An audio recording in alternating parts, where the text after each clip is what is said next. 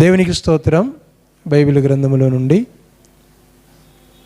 యోహాను సువార్త 3వ అధ్యాయము 16వ వచనము చదువుకొని మనము ముందుకు వెళ్దాం. John chapter 3 and 16. యోహాను సువార్త 3వ అధ్యాయము 16వ వచనం చదువుకొని వెళ్దాం. దేవుడు లోకమును ఎంతో ప్రేమించెను, కాగా ఆయన తన అద్వితీయ కుమారునిగా పుట్టిన వానియందు విశ్వాసముంచు ప్రతివాడును నశింపక నిత్య జీవము పొందునట్లు ఆయనను మనకు అనుగ్రహించును. దేవునికి స్తోత్రం. దేవుడు ఈ మాటల్లో దీవించి బలపరచునుగాక.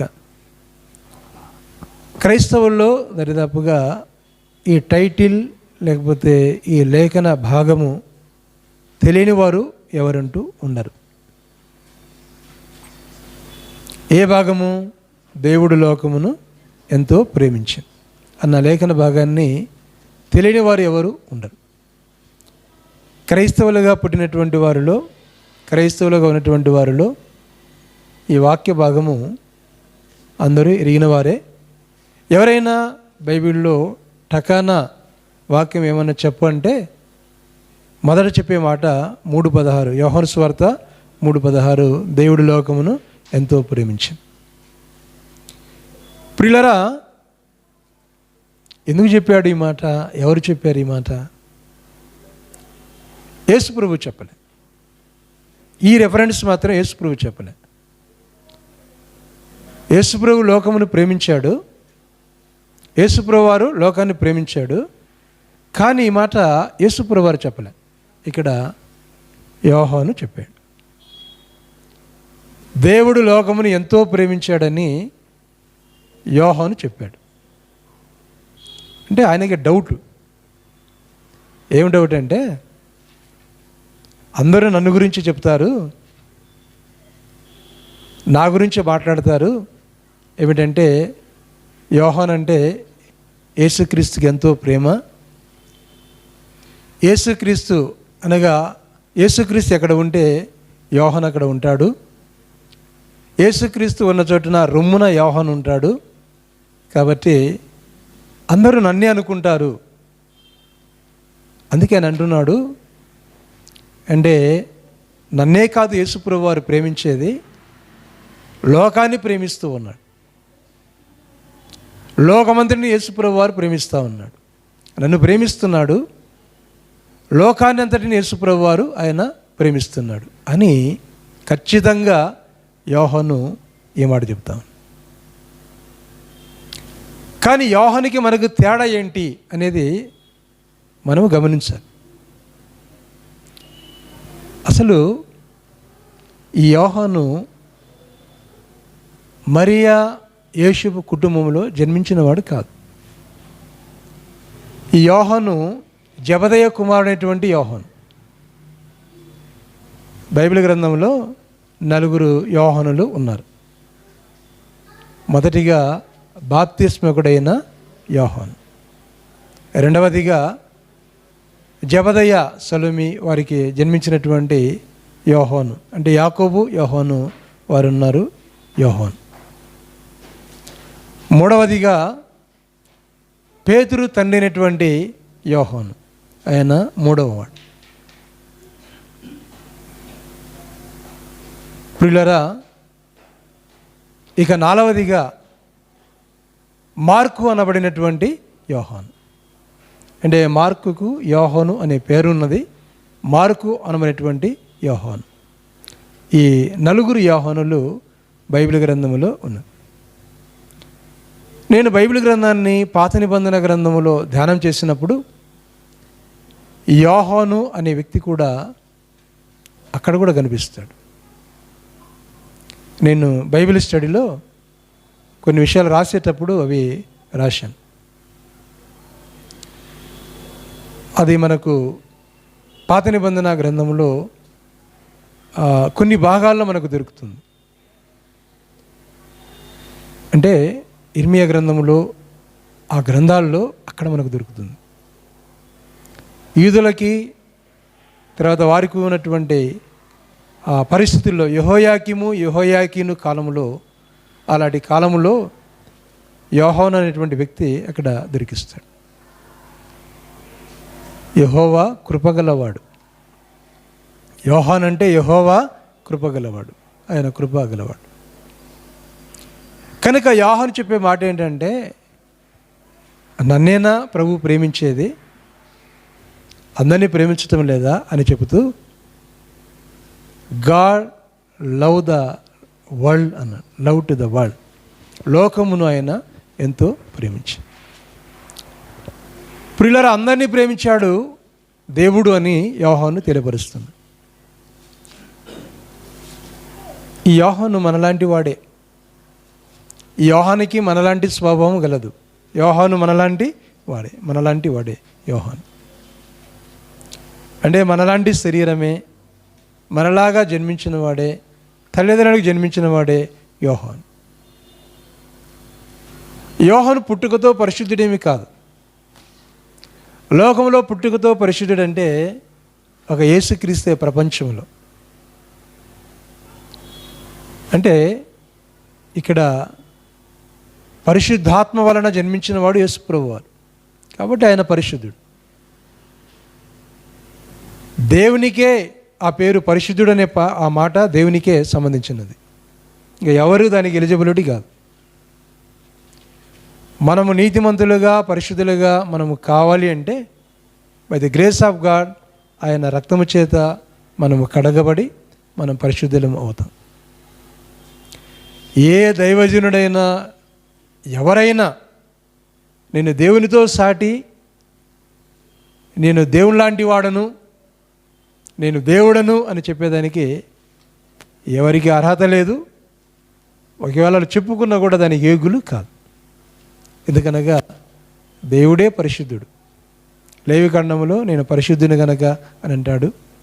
పేతురు పత్రికలో పేతురు అంటాడు ఆయన పరిశుద్ధుడు గనక మనము పరిశుద్ధంగా జీవించాలి అన్న మాటలు ఆయన తెలియపరుస్తాడు. కాబట్టి యోహాను కోపస్థుడు. దేవుని వాక్యంలో రాయబడి ఉంది యోహాను ఎలాంటి వాడో. మనము మార్క్స్ వార్త 3వ అధ్యాయంలో చూస్తే మనకు తెలుస్తుంది. మార్క్స్ వార్త 3వ అధ్యాయము 17వ వచనం. అంటే యేసు ప్రభువారి శిష్యుల గురించి మాట్లాడుతూ, జెబెదయి కుమారుడైన యాకోబు, అతని సహోదరుడగు యోహాను, వీరిద్దరికి ఆయన బోయనెర్గెస్ అని పేరు పెట్టెను. బోయనెర్గెస్ అనగా ఉరిమిడి వారని అర్థం.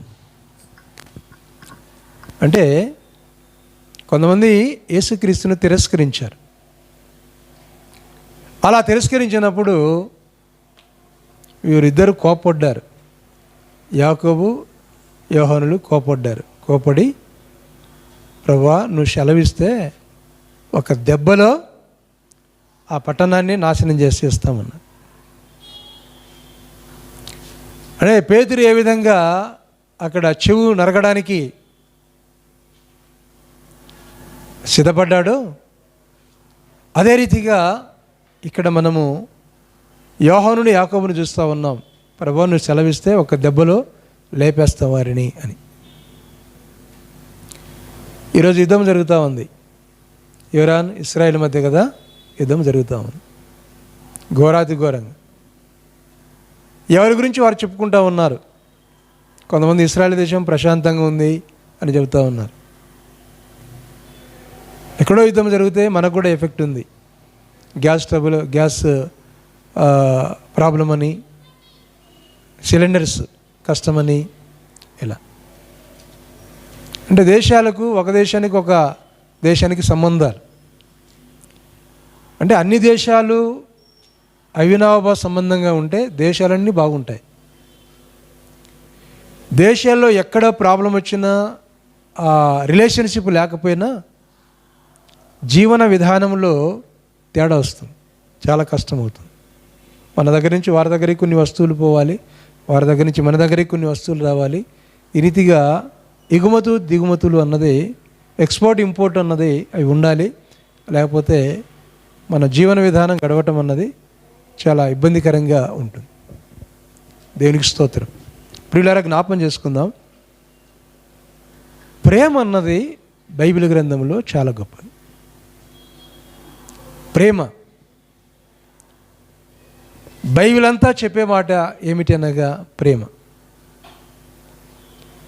దేవుణ్ణి ఎవరైనా ఎరిగి ఉన్నారు అంటే, ఒక మంచి సేవకుడు అంటే అతనిలో ఏముండాలంటే ప్రేమ.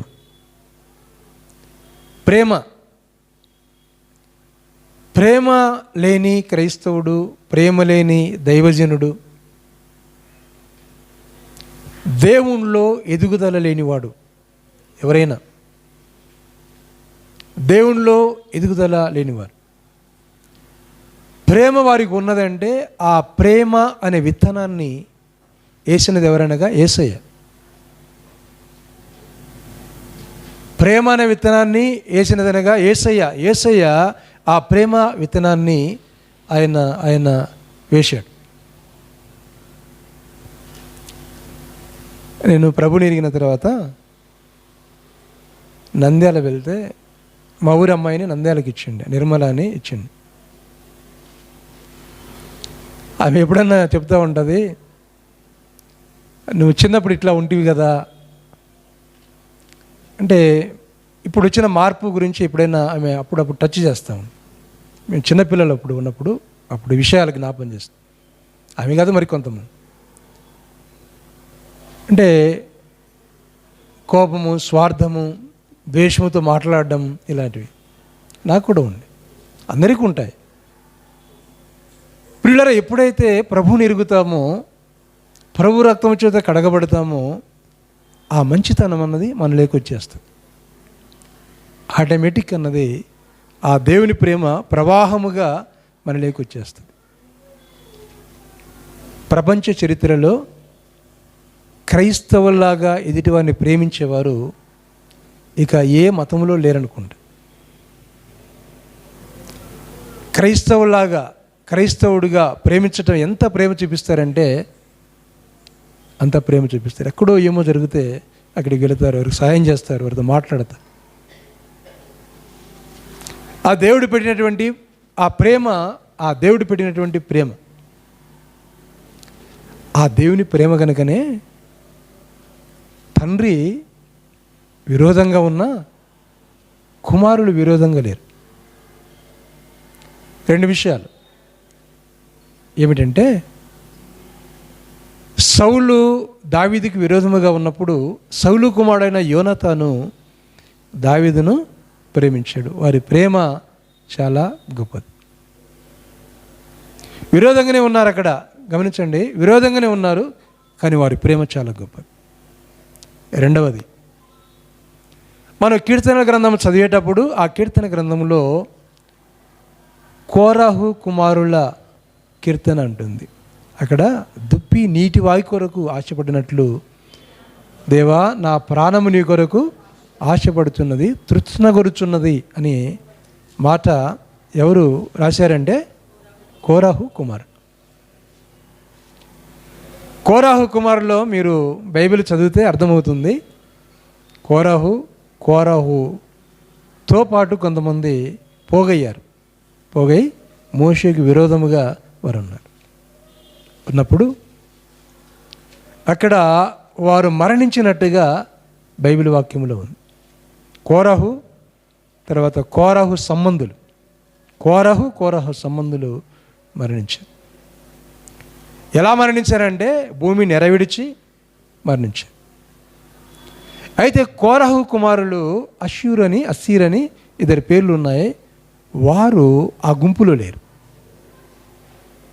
అంటే తండ్రి దేవునికి విరోధముగా, మోషేకి విరోధముగా మాట్లాడినప్పుడు కుమారుడైనటువంటి ఆ కోరాహు కుమారులు తండ్రి బాటలో నడవలే. వారు దేవుని ప్రేమించేవారు కనుక ఆ దేవుని వాక్యానుసారంగా వారు నడిచారు, దేవుని వాక్యానుసారంగా వారు ఉన్నారు. కాబట్టి కోరాహు కుమారులు చనిపోలేదు అని బైబిల్ గ్రంథంలో వ్రాయబడి ఉంది. దేవునికి స్తోత్రం. ప్రియులారా, అంటే దేవుని ప్రేమించినటువంటి వారి యొక్క మనస్సు, వారి క్రియలు అలా ఉంటాయి. కాబట్టి ఇక్కడ యాకోబును యోహానును చూచినప్పుడు ఉరిమిడి వారు, యేసుప్రభుతో ఉన్నారు, యేసుప్రభు పిలిచాడు, యేసుప్రభుతో ఉన్నారు, ప్రభువా నువ్వు సెలవిస్తే వారు నీకు విరోధంగా మాట్లాడుతున్నారు, నువ్వు సెలవిస్తే ప్రభువా వారిని ఇప్పుడే ఆ ప్రాంతాన్ని మేము లేపేస్తాం ప్రభువా అని. ప్రభువారు సెలవు ఇవ్వలేదు, వద్దు అన్నాడు. అలా వద్దు అన్నాడు. కారణం ఏంటంటే ఆ దేవుని ప్రేమ అలాంటిది, దేవుని యొక్క ప్రేమ అలాంటిది. ప్రియులారా, ఎంత లోతుగా వెళ్ళిపోయాడు ఈ యాకోబు యోహానులు అంటే ప్రభువుతోనే ఉన్నారు. ఎవరైనా అంటే దేవుడు నన్ను ఎక్కువగా ప్రేమించాలి అంటే మనం కూడా వీఆర్ లవింగ్ టు గాడ్. ఎక్కువగా ప్రేమించాలంటే మనం కూడా దేవుని అంతగా ప్రేమించాలి. మనము దేవునితో అంతగా ఉంటే, అంటే మన డబ్బు కంటే, మన పిల్లల కంటే, మన చదువు కంటే, మన ఉద్యోగం కంటే, వీటన్నిటికంటే ఎక్కువగా దేవుని మనం ఎప్పుడైతే ప్రేమిస్తామో దేవుని ప్రేమ కూడా అంత అధికముగా ఉంటుంది మన మీద. అంత అధికముగా ఉండి అది ఎలా ఉంటుందంటే తరతరాల వరకు, అంటే కొన్ని తరాల వరకు. దావీదు అలా ప్రేమించాడు కనుక దావీదు యొక్క దీవెనలు ఎలా ఉన్నాయంటే తరాల వరకు. మనం ఎవరైనా మనకు స్నేహితుడు ఉన్నాడంటే, మంచి స్నేహితుడు ఉన్నాడంటే మనం ఏం చేస్తామంటే ఆ స్నేహితుడు మనం ఎమ్మడి పెట్టుకొని ఆ స్నేహితునితో కలిసి మనం పిలుచుకుని వెళ్తాం. అంటే బాగా మనతో ఉంటే, కారణం ఏంటి, ఎక్కువగా మనతో ఉండడం, మనతో కలిసి ఉండటం, అలా చేసినప్పుడు ఆయన మనం ఎక్కడికి వెళ్ళినా కూడా మనం ఆయనతో పాటు తీసుకెళ్తాం. అప్పుడు మనకు అర్థమవుతుంది వారితో స్నేహం ఎక్కువగా ఉంది అని.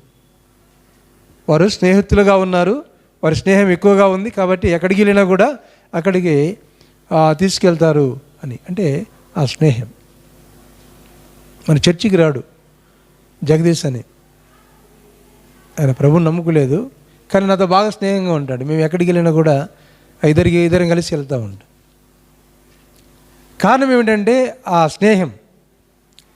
కాబట్టి దేవునితో మన స్నేహము అలా ఉన్నప్పుడు ఇంకా అది ఎంత అనుబంధం ఉంటుందంటే అంత అనుబంధం ఉంటుంది. అలా ఉంటుంది అనుబంధం, అలా ఉంది. యేసుప్రభు వారు కూడా ఎక్కడికి వెళ్ళినా కూడా 12 మంది శిష్యులు ఉన్నప్పటికీ కూడా ఇద్దరిని తప్పనిసరిగా తీసుకుని వెళ్ళేవాడు.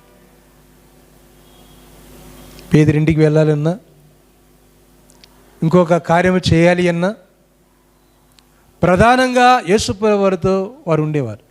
మత్తయి సువార్త 17వ అధ్యాయము 2వ వచనం చూడండి. మత్తయి సువార్త 17వ అధ్యాయం 2వ వచనం. 17వ అధ్యాయం 2వ వచనం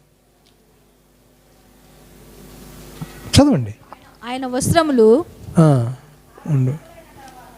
6 దినములైన తర్వాత యేసు పేతురును యాకోబును, మొదటి వచనం నుంచే, అతని సహోదరుడైన ఎంట పెట్టుకొని ఎత్తైన ఒక కొండ మీదకి ఏకాంతముగా పోయి వారెదుట రూపాంతరము పొందింది. మొదటి శిష్యుడు పేతురు అనుకుంటా. 17వ అధ్యాయంలో చూస్తున్నాం, అతని సహోదరుడైన యోహానును అంటే యాకోబును, అతని సహోదరుని యాకోబును ఎంట పెట్టుకొని ఎత్తైన ఒక కొండ మీద రూపాంతరం చెందుటకు వెళ్ళాడు. అంటే కొన్ని సందర్భాల్లో పేతురుని అడుగుతాడు. పేతురును కొన్ని సందర్భాలు నన్ను గురించి ప్రజలు ఏమనుకుంటున్నారు అని. ఇక్కడ ఆయన అసలు రూపం అంటే ఆయన దైవత్వాన్ని చూపిస్తున్నాడు. ఎక్కడనగా కొండ మీద ఆయన యొక్క దైవత్వాన్ని చూపిస్తున్నాడు. కొండ మీద ఆయన దైవత్వాన్ని. ఆ కొండ మీదకి పోయేటప్పుడు ఒక విధంగా చెప్పాలంటే సీనాయి కొండ మీదకి మోషే ప్రవక్త ఎలా వెళ్ళాడో కొండ మీదకి, అదే రీతిగా ఇక్కడ యాకోబు యోహాను వారు కూడా అలాంటి అనుభవంలోకి వెళ్ళిపోయారు. పేతురు, యాకోబు, యోహాను వారిద్దరూ వెళ్ళిపోయారు. ఒకవేళ ప్రభు పిలిచినది మొదట పేతురునైనా రాను రాను రాను రాను పేతురు దూరం అయిపోయినాడు, కానీ యోహాను మాత్రం దూరం కాదు. అంటే ప్రభుకు చాలా దగ్గర అవుతున్నాడు, చాలా చాలా దగ్గర అవుతున్నాడు. కాబట్టి ఆ కొండ మీదకి వెళ్ళినప్పుడు పేతురు మాట్లాడాడు, కానీ యాకోబు యోహానులు ఏమీ మాట్లాడలేదు. ప్రియులారా, ఇంకా ఎక్కడ యేసు ప్రభు వారు ఉంటే అక్కడ యోహాను.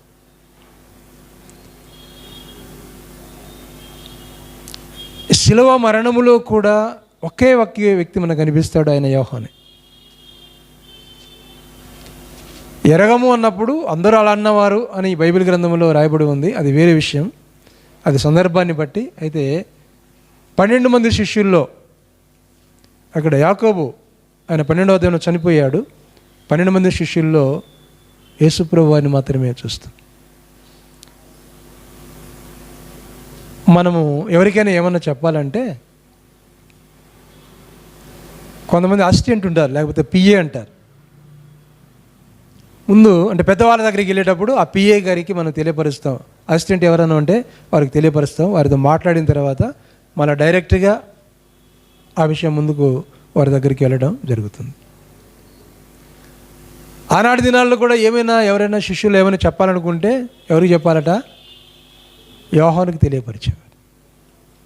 యేసుప్రభు వారి ఈ విషయాలు ఏమన్నా లోతైన విషయాలు తెలుసుకోవాలంటే యోహానుకి తెలియపరిచేవారు. చూడండి, యేసుప్రభు వారి కుటుంబం లేదా? యేసుప్రభు వారికి సహోదరులు లేరా? ఒకసారి మార్క్స్ వార్త 6వ అధ్యాయానికి రండి. మార్క్స్ వార్త 6వ అధ్యాయం. 6వ అధ్యాయంలో 3వ వచనం నుంచి మనం చూస్తాం. 3వ వచనం నుంచి, ఇతడు మరియ కుమారుడు కాడా? ఇతడు యాకోబు, యేషే, యూదా, సిమోను అనువారి సహోదరుడగు వడ్లవాడు కాడా? ఇతని సోదరి మనందరూ మనతో ఉన్నవారు కదా అని చెప్పుకొనుచు ఆయన విషయమై అభ్యంతరపడిరి. ఇది మత్తయి సువార్తలో కూడా ఉంటుంది. అంటే యేసుప్రభు వారికి యాకోబు అనేటువంటి సోదరుడు, యేషే అనే సోదరుడు, యూదా అనే సోదరుడు, సిమోను అనే సోదరుడు, తర్వాత అక్క చెల్లెళ్ళు ఉన్నట్టుగా బైబిల్ గ్రంథం సెలవిస్తుంది. యేసుప్రభు వారు మరణించేంత వరకు వారి తల్లి విషయమేమో తెలియదు, కానీ వీళ్ళు మాత్రం కనిపించరు.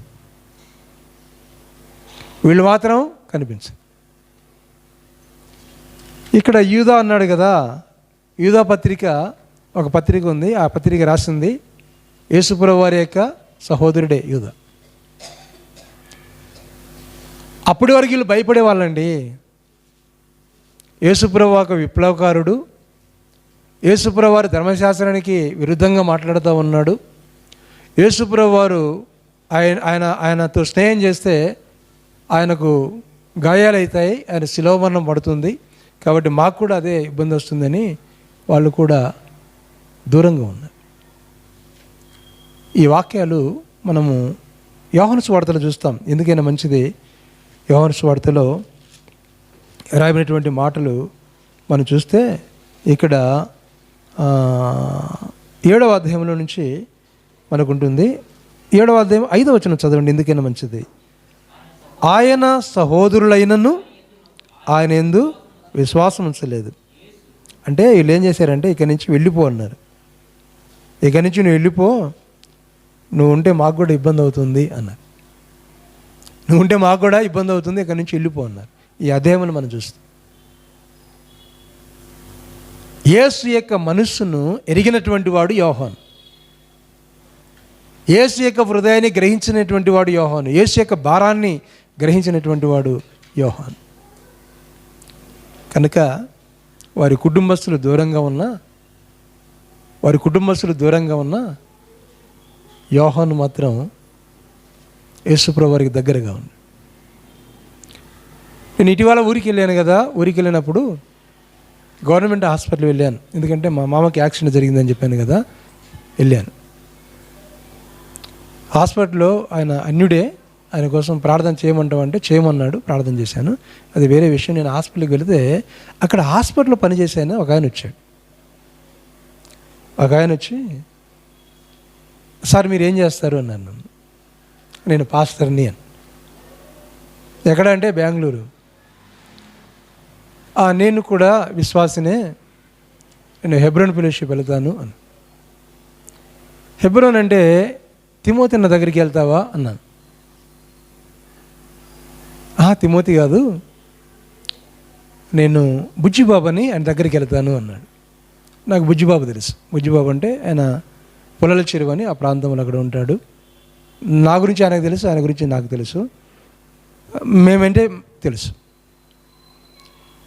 అప్పుడు చెప్తా ఉన్నాడు, ఏమి తిమోతి లేండి అని చెప్తా ఉన్నాడు. ఎందుకంటే తిమోతి వాళ్ళ నాన్నగారు గొప్ప దైవజనుడు. భక్సింగ్ గారి ఫెలోషిప్లో అక్కడ గిద్దలూరులో చాలా గొప్ప దైవజనుడు, చాలా గొప్ప దైవజనుడు. అయితే ఈయన ఏమో ఎంటెక్ అప్పుడు ఎంసీఏమో చేశాడు. అప్పట్లో చేసి ఏదో ఉద్యోగం రాక మొత్తానికి ఆ సంఘాన్ని ఆక్రమించుకున్నాడు వాళ్ళ నాన్న చనిపోయిన తర్వాత. వాళ్ళ నాన్నగారికి పరిచయం చేసే ఒక వ్యక్తి ఉన్నాడు అక్కడ. అప్పుడు నాకు చెప్పేవాళ్ళు, చిన్న దేవదానం అంటే మంచి పరిచయం చేసేవాడు. తర్వాత వాళ్ళ నాన్నగారు అంటే తిమోతి అన్న వాళ్ళ నాన్నగారు ఆయన మంచంలో ఉన్నప్పుడు కూడా ఆయనే ఉండి సేవ చేసి, చిన్న వయసు సేవ చేసి చెప్పారు. ఆ తర్వాత నేను ఒకసారి కృష్ణం చెట్టుపల్లి వెళ్ళినప్పుడు ఒక వివాహములు మేము కలుసుకున్నప్పుడు అప్పుడు ఈయనే చిన్న దేవదానం అన్నారు. ఎంత గొప్ప పరిచర్య అంటే అంత గొప్ప పరిచర్య. గిద్దెరోళ్ళలో ఉన్న పరిచర్య డౌన్ అయిపోయింది. అంటే కుమారుడుగా ఆయన ఏదో సంపాదించుకోవాలా చేయాలనుకున్నారు, కానీ ఆయన చెప్తున్నాను నాకు, మేము అక్కడికి వెళ్ళడం లేదండి, బుజ్జిబాబు దగ్గరికి వెళ్తున్నామండి గిద్దెలూరులో హెబ్రోన్ దగ్గరికి అని. ప్రియులరా, బాగా ఆలోచన చేయండి. దేవునికి నమ్మకముగా ఉన్నాడు, చిన్న దేవదానం అనేటువంటి ఆయన. కాబట్టి దేవుడు బలంగా వాడుకొని ఆశీర్వదించి దరిదాపుగా 300 ఎంతమంది వస్తారు అక్కడ ఆ హెబ్రోన్ ఫెలోషిప్లో కృష్ణన్ చెట్టిపల్లిలో. ఆ ఫెలోషిప్ ఈయనకి ఇవ్వాలి, ఈ దేవదానం గారికి ఇవ్వాలి, ఇవ్వకుండా వాళ్ళ కుమారుడు ఆక్రమించుకున్నాడు. కానీ ఫెయిల్ అయిపోయింది. ప్రియులారా, ఇక్కడ మనం చూస్తున్నాం. ఎందుకు చెప్తున్నానంటే ఇక్కడ యాకోబు ఉన్నాడు, యేషే ఉన్నాడు, యూదా ఉన్నాడు, సీమోన్ ఉన్నారు. వారు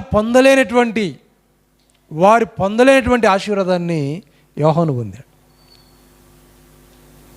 ఎంత గొప్ప ఆశీర్వాదం చూడండి, అన్నదమ్ములకు లేనటువంటి ఆశీర్వాదము.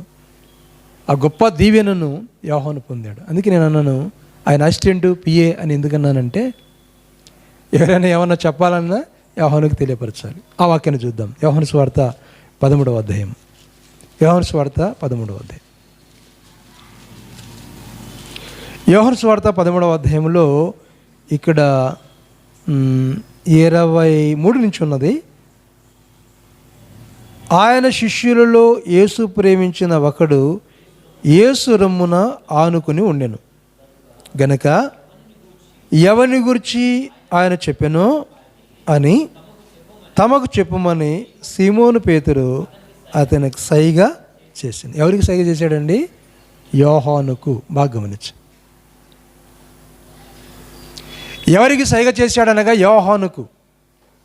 దేవునికి స్తోత్రం. ఎవరు చేశారు? సీమోను పేతురు. ఏంటంటే నన్ను అప్పగించి వారు ఉన్నారు మీలో ఒకడు అని అన్నప్పుడు డైరెక్ట్ పేతురు యోహాను యేసుప్రభు దగ్గరికి వచ్చి ఎవరు ప్రభు అని అడగలే. బాగా గమనించి ఎవరికి చెప్పాడండి? యోహానుకు సైగ చేశాడు. యోహానుకి అలా సైగ చేశాడు. సైగ చేసి ఎవరు అడుగు అని. ఆయన అప్పచెప్పేవాడు ఎవడో, ఆయన ఎవరు అప్పచెప్తున్నారో అడుగు అని అక్కడ సైగ చేయడం జరిగింది. అప్పచెప్పేవారు ఎవరో అని సైగ చేయడం జరిగింది. గమనించండి, బాగా గమనించండి. అంటే పేతురు ముందుగా యేసుప్రభు దగ్గర ఉండొచ్చు, పిలువబడి ఉండొచ్చు. పిలువబడిన వారు అనేకులు, కానీ ఏర్పాటు చేయబడిన వారు కొందరే. గమనించండి, యోహాను ప్రభువును అంతగా ప్రేమిస్తున్నాడు, తన కుటుంబం కంటే అంతగా ప్రేమిస్తున్నాడు కనుకనే ఎక్కడున్నాడండి యేసుప్రభు? ఎక్కడ ఉంచుకుంటున్నాడు ఆయన? రొమ్మున. అంటే యేసుప్రభు వారు ఎక్కడ ఉంటే ఆ యేసుప్రభు వారి దగ్గరలో మిగతా వారి కంటే దగ్గరలో ఎవరు ఉంటున్నారంటే యోహాను. దీన్ని ఏమంటామంటే, యోహానికి యేసుప్రభు వారి దగ్గర అంత చనువు దొరికింది. దేవునికి స్తోత్రం, హల్లెలూయా. ఏం దొరికిందండి? చనువు దొరికింది. యేసుప్రభు పిలుచుకుంటాడు, యేసుప్రభు పిలవకపోయినా కూడా ఇంకా ఆటోమేటిక్ యోహాను దగ్గరికి వచ్చేస్తాడు. ఎవరికి లేని స్థానాన్ని యోహాను పొందాడు. కారణం ఏమిటి అనగా, ప్రభువును అర్థం చేసుకున్నాడు, ప్రభు ప్రేమను అర్థం చేసుకున్నాడు, ప్రభు ఆ మరణించేటువంటి కార్యక్రమాన్ని అర్థం చేసుకున్నాడు. అంతగా ప్రభుతో హత్తుకుని ఉన్నాడు. చాలా చాలా గొప్ప సం. ఇక్కడే చివరి అధ్యాయంలో ఒక మాట ఉంటుంది. యోహాను సువార్త 21వ అధ్యాయంలో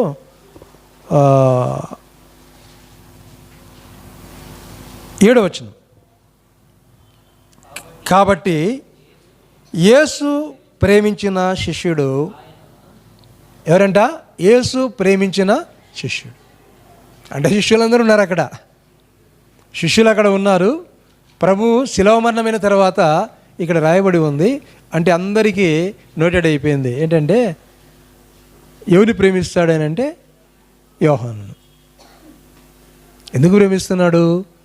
యోహాను అలా జీవించాడు, యోహాను అలా ప్రేమించాడు యేసు ప్రభు వారిని, యోహాను అలా జీవించాడు. మనం అనుకోవచ్చు అది పార్షియాలిటీ ఏమో అని.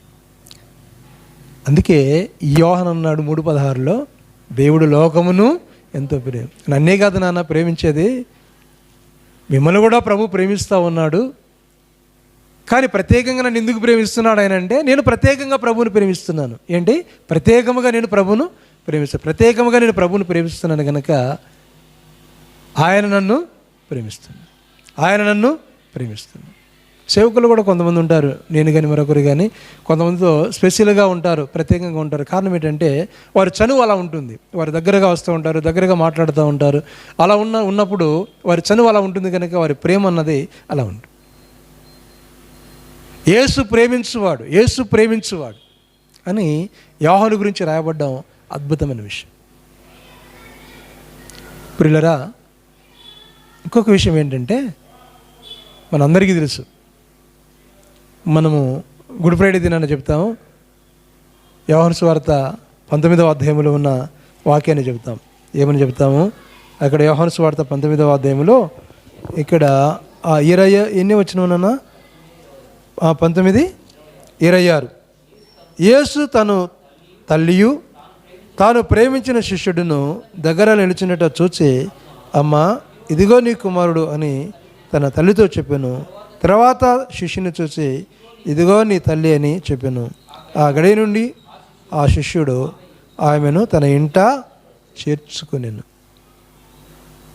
అంటే యేసుప్రభు యొక్క అర్థం ఏంటంటే, అప్పటికి వారు రక్షణ పొందారో లేదో తెలియదు, అంటే 7వ అధ్యాయంలో చూసాం కదా. కానీ శిలువ మరణం తర్వాత వారు రక్షణ పొందినటువంటి కార్యక్రమాన్ని మనం చెప్పగలం. ఎందుకంటే యూదా పత్రిక రాసినది ఆయనే కదా, యేసుప్రభు శిష్యుడే యూదా పత్రిక రచించినది. కాబట్టి తన స్థానాన్ని మిగతా అన్నదమ్ములకి ఇవ్వలే. యేసుప్రభు వారు ఏసేకి, సీమోనికి, యాకోబుకి వారికి ఇవ్వలే, యోహానికి వారికి అక్కడ వారికి ఇవ్వలే, యాకోబుకి వారికి ఇవ్వలే. అంటే వారి అన్నదమ్ముల బాధ్యత ఏమున్నదో తల్లి పట్ల వాళ్ళు చూసుకుంటారు. నా పాత్ర ఎవరు వహించాలంటే, నా స్థానంలో ఎవరు ఉన్నారో వారే ఆ పాత్ర వహించాలి. కాబట్టి యోహానును మాట్లాడుతూ మరియను చేర్చుకో. అప్పటికి వారి తండ్రి లేనట్టుగా మనకు అనిపిస్తుంది. అంటే యేషోపు లేనట్టుగా కనిపిస్తుంది. ప్రియులరా, ప్రేమ అన్నది చాలా గొప్పది. గమనించండి, ప్రేమ సమస్తమైన దోషములను కప్పును. 10:22 సామెతల గ్రంథంలో ప్రేమ సమస్తమైన దోషములను కప్పును అని ఆ భాగాన్ని మనం చూస్తూ ఉన్నాం. అది మాత్రమే కాదు, మనం అనొచ్చు, నన్ను ఎందుకు ప్రేమించడం లేదు యేసు ప్రభువు అంటే ప్రేమిస్తున్నాడు. పాపిని ప్రేమిస్తున్నాడు, నిన్ను ప్రేమిస్తున్నాడు, నన్ను ప్రేమిస్తున్నాడు. యేసు ప్రభువు మనలందరినీ ప్రేమిస్తున్నాడు. యేసు ప్రభువు వారు జ్ఞాపం చేసుకో. అయితే ప్రియ దేవుని బిడ్డలరా, దేవుని వాక్యాన్ని గమనించినప్పుడు అప్పుడు కూడా ఒక ఆయన అన్నాడట. ఏమన్నాడట? నేను పెద్దవాడిని కదా, నేను ఎందుకు ప్రేమించలేదు అని. మలాకి గ్రంథంలో అక్కడ 2వ వచనం, 1వ అధ్యాయంలో 1, 2 వచనాల్లో యాకోబు యాషావుకు అన్నకాడ, అయితే నువ్వు ఎవరిని ప్రేమించావు? యాకోబుని ప్రేమించావు. యాషావుని ఏం చేశావు? ద్వేషించావు. ఇక్కడ తేడా ఏంటంటే ఇద్దరు కూడా పుట్టుకతో పాపులే, కానీ యాకోబు యొక్క పశ్చాత్తాపము, యాకోబు యొక్క ప్రార్థన, యాకోబు యొక్క దీన ప్రార్థన, యాకోబు యొక్క వివాహ వ్యవస్థ యాషోవులకు కనిపించదు. తల్లిదండ్రులు చెప్పిన రీతిగానే యాకోబు విన్నాడు, తల్లిదండ్రులు చెప్పిన రీతిగానే వివాహం చేసుకున్నాడు. కానీ యాకోబు అలా యాషోవు అలా కాదు. అన్యులను వివాహం చేసుకునేటువంటి సందర్భాలు బైబిల్ గ్రంథంలో రాయబడి ఉంది. రెండవదిగా 28వ అధ్యాయంలో, ఆదికాండంలో 32వ అధ్యాయంలో అక్కడ చూస్తే యాకోబు యొక్క ప్రార్థన 28వ అధ్యాయంలో ఆయన ఒక రాత్రంతా ప్రార్థన చేసినటువంటి విధానం కనిపిస్తుంది. అలా ఉన్నాడు కనుకనే దేవుడు యాకోబుని ప్రేమించాడు. యాషోవుని ఎందుకు ప్రేమించలేదు? యాకోబునే ప్రేమించాడు. దేవుడు ఆ మనిషిని ఎందుకు ప్రేమించాడు? నన్ను ప్రేమించలేదు. దేవుడు యోహానుని ఎందుకు ప్రేమించాడు? మమ్మల్ని ఎందుకు ప్రేమించలేదంటే వారు కూడా ఒకసారి టెస్ట్ చేసుకోవాలి. పరీక్ష చేసుకున్నప్పుడు అర్థమవుతుంది ఎవరిని ఎలా ఎందుకు ప్రేమించాడు. ప్రియులరా,